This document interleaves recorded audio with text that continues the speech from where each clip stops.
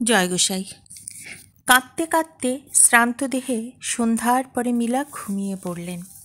সুষুপ্ত শিষ্যের শয়নশিয়রে দামেমা এক দৃষ্টে অন্ধকার রাত্রির পানে, বহুদূরের নক্ষত্রলোকের পানে, দিগন্ত বিস্তৃত কৈলাস শৃঙ্গের পানে তাকিয়ে রইলেন। প্রহরের পর প্রহর কেটে গেল। বহুজন মুখরিত কর্মব্যস্ত সংসারের চাকা কর্ণধারবিহীন অবস্থাতেই নিঃশব্দে ঘুরে চলল। পরিচারিকারা বহুবার তাকে আহ্বান করতে এসে দ্বারপ্রান্ত হতে লঘুপথে ফিরে চলে গেল। মহর্ষি কি আহার করলেন, কখন আহার করলেন, কখন শয্যা গ্রহণ করলেন, দামেমা আজ আর সেসব কিছুই দেখলেন না। পাছে মীলা কোন ফাঁকে ঘুম ভেঙে উঠে নিদারুণ মনস্তাপে আত্মঘাতী হয়, এই ভয়ে স্নেহশঙ্কাতুরা মাতা সারা রাত্রি জেগে বসে রইলেন। সকালেই এলো মহর্ষির আহ্বান। মীলা ভয়ে ভয়ে সামনে গিয়ে হাজির হলেন। গুরুর মুখ দেখে তার মনের ভাব অনুমান করার উপায় ছিল না। গুরু বললেন, কেমন জাদুকর, গুরুর প্রতি আর আস্থা আছে, না বিশ্বাসের মূল শিথিল হয়ে তার স্থানে গুরুর প্রতি বিদ্বেষ জন্মেছে? কাঁদতে কাঁদতে মীলা বললেন, বিশ্বাস আমার অটুট আছে। সকৃত অপরাধের বোঝাই যে আমার অন্তরায় তা আমি জানি। সেই আগুনেই আমি দগ্ধ হয়ে যাচ্ছি। বলতে বলতেই প্রবল বাষ্পোচ্ছ্বাসে তার কণ্ঠ রুদ্ধ হয়ে গেল। তার এই ক্রন্দনে বিচলিত বা বিরক্ত হয়ে গুরু বললেন, এতই যদি বোঝো তবে আমার সামনে এমন করে কেঁদে আমাকে দোষারোপ করার অর্থ কী? কাঁদতে হয় বাইরে গিয়ে যত খুশি কাঁদো। গুরুর সামনে থেকে সরে গিয়ে মীলা আকাশ পাতাল কত কি চিন্তা করলেন। আদি অন্তহীন অনর্থক সে চিন্তার ভাষা নেই। তার পায়ের তলায় যে মাটি ছিল তা সরে গেছে। জীবনের সামগ্রিক রূপটিই গেছে বদলে।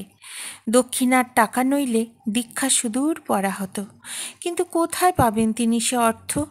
কেমন করে, কোথায় গিয়ে অর্জন করবেন সেই পরম পথের অমূল্য পাথেয়? দেহপাত করেও যদি সে ধন আয়ত্ত করা যেত তাতেও মীলার আপত্তি নেই, কিন্তু কে দেবে সেই পথের সন্ধান?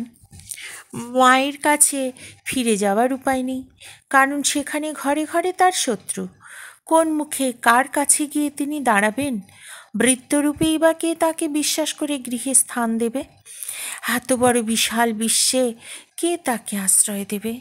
আশাহত হয়ে এখানে থাকা মানে স্নেহময়ী গুরুমাকে বিপর্যস্ত করা। এ যাবৎ মীলার জন্য তাকে কম পীড়ন সহ্য করতে হয়নি। এর উপরেও তাকে নিজের অপরাধের জালে জড়িয়ে অধিকতর বিপন্ন করলে কি আর ধর্মে সইবে? অতএব এভাবে নিশ্চেষ্ট হয়ে থাকা চলে না। গুরুগৃহে অবস্থান করাও চলে না।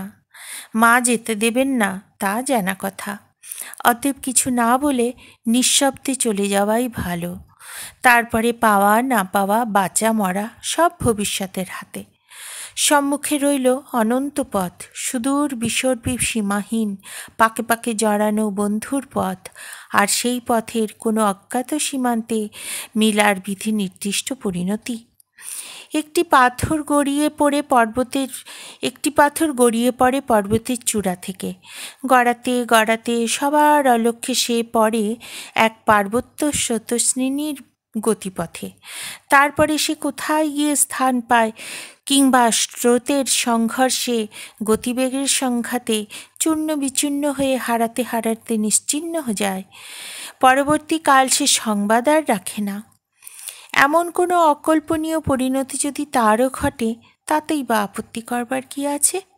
নিজেকে নিজের শিরে ববার শেষ হোক, চাওয়া পাওয়ার দ্বন্দ্বে ক্ষতবিক্ষত হওয়ার পরিসমাপ্তি হোক, মিথ্যা আশা ও ততোধিক মিথ্যা শর্তে নিজেকে ভোলানোর এই অসঙ্গত প্রবৃত্তির ক্ষয় হোক।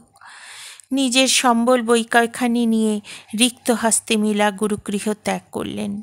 উঁচু নিচু পথ দিয়ে ৩-৪ ক্রোশ পথ অতিক্রম করার পরে তার মনে হলো, আর যাই হোক, গুরুমায়ের কাছ থেকে বিদায় না নিয়ে এভাবে পালানো তার ঠিক হয়নি। নিজেকে অত্যন্ত অকৃতজ্ঞ বলে তার মনে হতে লাগলো। ক্ষুধা তৃষ্ণা অনুতাপে অবসন্ন হয়ে তিনি এক গৃহস্থের ধারে ভিক্ষাপ্রার্থী হয়ে দাঁড়ালেন। সামান্য যা জুটল তাই দিয়েই কোনো মতে ক্ষুণ্ণিবৃত্তি হলো। খাদ্য মুখে তুলতে তুলতে তার মনে হতে লাগলো গুরুমার প্রতিদিনের অজস্র স্নেহের দানের কথা। যে সুগভীর প্রীতিকে তিনি অবজ্ঞা করে চলে এসেছেন তার কথা। জামার হাতায় উদ্গত অশ্রু মার্জনা করে তিনি আহার্য ফেলে উঠে পড়লেন।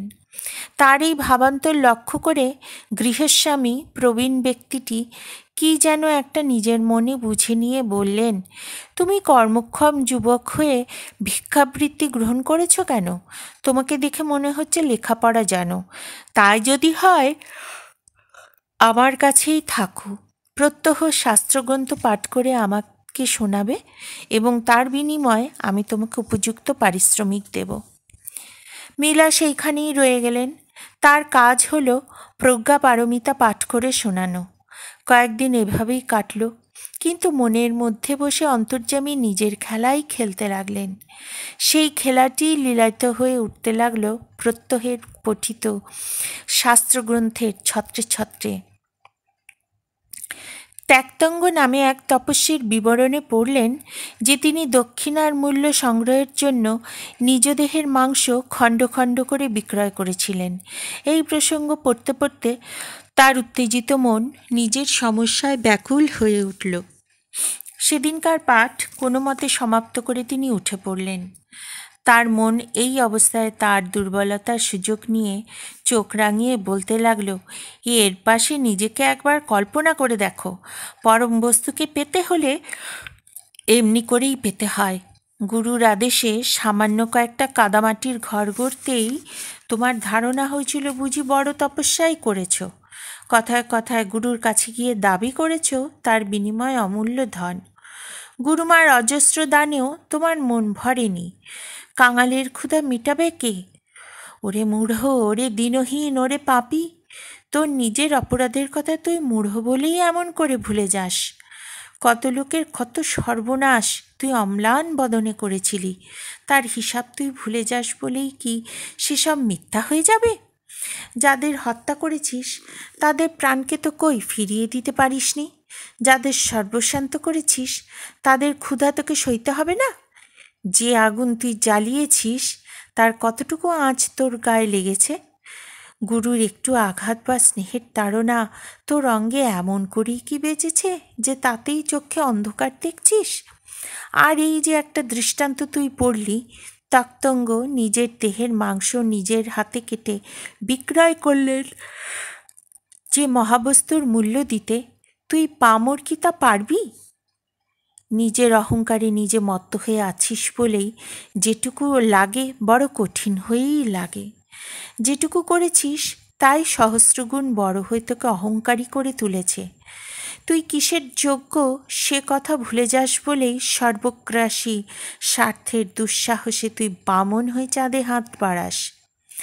এই দৃষ্টান্ত দেখে নিজেকে চিনতে শেখ। ওরে হতভাগ্য, ফিরে যা। এ পথ তোর মতো অপদার্থের জন্য নয়। দেহমন বাক্যে গুরুকে স্বীকার করেছিলি, এই বুঝি তার যোগ্য পরিণতি? গুরু না হয় কিছুই না দিলেন, কিন্তু গুরুমা, তার কাছেও কি তুই কিছুই পাসনি? অন্যায় দিয়ে একবার যাত্রা শুরু করলেই তাতেও হলো না, এবার অকৃতজ্ঞতা দিয়ে আর এক অধ্যায় আরম্ভ করতে চলেছিস? ওরে মূর্খ, ওরে আত্মম্ভরি, যে পথে নিজেকে ভুলতে হয়, নিজেকে বিসর্জন দিতে হয়, সে পথ কি এইভাবেই চলতে হয়? তুই যে কল্যাণের পথ চাস সে আরামের পথ। ওরে ভণ্ড তপস্বী, এ পথ তোর জন্য নয়, নয়, নয়। মিলার গুরুগৃহ ত্যাগের পরদিন প্রত্যুষে গুরুমা তার ঘরে এসে দেখলেন শয্যা শূন্য। যেখানে যা ছিল তার সমস্তই আছে, কেবল যেখানে মিলার নিজস্ব পুঁথি কয়খানি ছিল সেই স্থানটি খালি পড়ে আছে। মাতৃহৃদয়ের অপরিমিত স্নেহের পাশাপাশি এই আশঙ্কা অনেক দিন থেকে তার অন্তরে ধুমায়িত হচ্ছিল। কাজেই মিলা যে নিজের ব্যর্থতার বোঝা নিয়ে নিঃশব্দে সরে গেছে এই কথা বুঝতে তার বিলম্ব হলো না। মিলারে যাওয়া যে আনন্দের যাত্রা নয় সে কথা তিনি জানতেন বলেই এ আঘাত তিনি নিঃশব্দে মেনে নিলেন। মিলার জন্য আনিত প্রাতরাশ তিনি জানালা দিয়ে ছুঁড়ে ফেলে দিলেন এবং বস্ত্রাঞ্চলে দুই চক্ষু ভালো করে মার্জনা করে স্বামীর কক্ষে গিয়ে উপস্থিত হলেন। মহর্ষি নিবিষ্টমণি কি একখানি পুঁথির পাতা উল্টাচ্ছিলেন। অসময়ে তার ঘরে দামেমাকে প্রবেশ করতে দেখে মুখ তুলে চাইলেন। দামেমা তার মুখের দিকে তাকিয়ে বললেন, সুসংবাদ এনেছি, আপনার পরম শত্রু বিদায় হয়েছে। এবার তো আপনার খুশি হবার কথা। মারপা জিজ্ঞাসা করলেন, কার কথা বলেছ? ম্লান হাস্যে দামেমা বললেন, কার কথা সে তো আপনার অজানা নেই। মিলার মতো এত বড় শত্রু আর আপনার কে ছিল? জয় গোসাই।